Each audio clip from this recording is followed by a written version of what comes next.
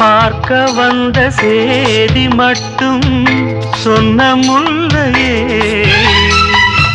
பருவம் வந்த தேதி மட்டும் சொல்லவில்லையே.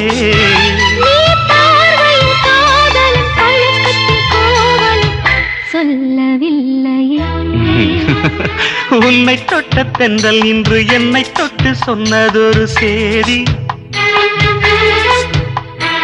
உள்ளுக்குள்ளே ஆசை வைத்து தள்ளி தள்ளி போவதென்ன நீதி?